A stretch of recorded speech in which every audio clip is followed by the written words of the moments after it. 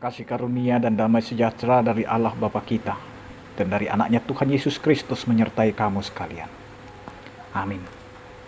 Bapak, Ibu, dan saudara-saudara yang dikasihi oleh Tuhan kita Yesus Kristus, dimanapun kita berada saat ini, biarlah kita selalu disertai oleh Tuhan. Dan secara khusus bagi seluruh jemaat HKBP Pringsewu yang melakukan aktivitasnya. Sebelum kita menjalani aktivitas kita, marilah kita mendengarkan firman Tuhan yang tertulis di dalam 1 Yohanes 2 ayat yang ke-23. Demikianlah dikatakan. Sebab barang siapa menyangkal anak, ia juga tidak memiliki bapa. Barang siapa mengaku anak, ia juga memiliki bapa. Demikian firman Tuhan. Menyangkal Kristus berarti mendustai kebenaran. Bapak, Ibu, dan saudara-saudara yang dikasihi oleh Tuhan kita Yesus Kristus, di era dan di zaman yang semakin maju dan berubah-ubah, banyak orang yang menopengkan agama sebagai suatu jalan untuk memberitakan atau menyiarkan berita yang tidak benar. Terkadang kehidupan atau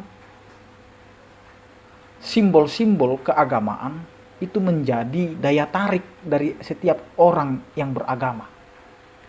Tetapi simbol itu, pernak-pernik daripada agama itu bukanlah suatu jaminan bahwa dia hidup dalam iman yang benar kepada Tuhan. Sehingga kita harus waspada. Kita harus berhati-hati. Terlebih di zaman ini. Kita tidak bisa lagi membedakan mana iman yang benar asli dan mana iman yang imitasi. Karena banyak orang seakan-akan dia adalah orang yang beragama, yang beriman, yang bertuhan, tapi sebenarnya perilakunya adalah perilaku yang tidak sesuai dengan yang dikehendaki oleh Tuhan. Nah, di sini Yohanes mau memberitakan kepada kita, mau menuliskan kepada kita bahwa siasat-siasat atau ajaran-ajaran yang tidak benar atau bisa disebutkan juga sebagai ajaran yang menyesatkan itu telah hadir di tengah-tengah dunia ini. Sehingga ini disuarakan bahwa kita harus berhati-hati untuk melihat suatu kebenaran. Siapa yang tidak mempercayai keberadaan pribadi Yesus Kristus yang disebut dalam nats ini, barang siapa menyangkal anak, ia tidak memiliki bapa. Anak yang dimaksud adalah mengarah kepada Kristus yang adalah anak Allah.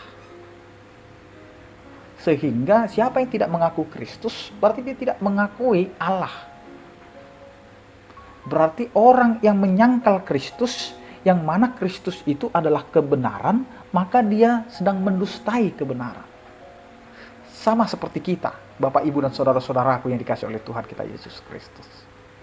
Kita kadang mengatakan bahwa kita adalah orang yang beragama. Kita mengatakan bahwa kita adalah orang yang sudah beriman. Tapi cara hidup kita tetap saja masih ada yang mau memutarbalikkan kenyataan. Kita menganggap enteng suatu kebenaran. Bahkan kita tahu mengatakan bahwa Allah itu kasih, tapi hidup kita selalu menebarkan kebencian, menyebarkan ketidaksukaan, dan mau memberitakan berita yang hoax, yang tidak benar. Di sini kita sedang menyangkal kebenaran. Berarti kalau kita melakukan apa yang berlawanan dengan firman Tuhan, berarti kita sedang menyangkal anak, yaitu Yesus Kristus yang sudah menjadi manusia. Bapak, Ibu, dan saudara-saudara yang dikasihi oleh Tuhan kita Yesus Kristus. Cara hidup kita itu adalah cara beriman kita kepada Tuhan. Kalau kita benar-benar beriman kepada Tuhan, kalau kita benar-benar mengakui Kristus adalah juru selamat, Kristus adalah sang pengasih bagi kita yang berdosa, maka hidup kita akan mencerminkan teladan seperti Kristus. Kristus yang selalu mengasihi, Kristus yang selalu memberikan sukacita kebenaran kepada kita, maka hidup kita akan hidup di dalam kebenaran itu. Sehingga orang yang menutupi kebenaran berarti dia adalah orang-orang yang tidak mengakui Kristus. Itulah yang akan terjadi, bahwa anti-Kristus akan datang. Penyesat-penyesat dan ajaran-ajaran yang tidak benar akan datang. Karena itu waspadalah, teguhlah dalam iman yang asli, yang murni. Hati-hati dengan orang-orang yang beriman imitasi. Karena disinilah kita harus lebih waspada lagi. Kemajuan teknologi, kemajuan zaman ini akhirnya akan menawarkan banyak berita-berita yang sebenarnya kita harus menyelidiki suatu kebenarannya. Karena kebenaran yang sesungguhnya hanya ada di dalam Kristus. Karena itu, percayakanlah Kristus di dalam kehidupan kita. Siapa yang tidak percaya, maka dia adalah orang-orang yang sedang mendustai kebenaran. Tetapi orang yang percaya, maka dia akan menghidupi kebenaran itu. Amin. Kita berdoa.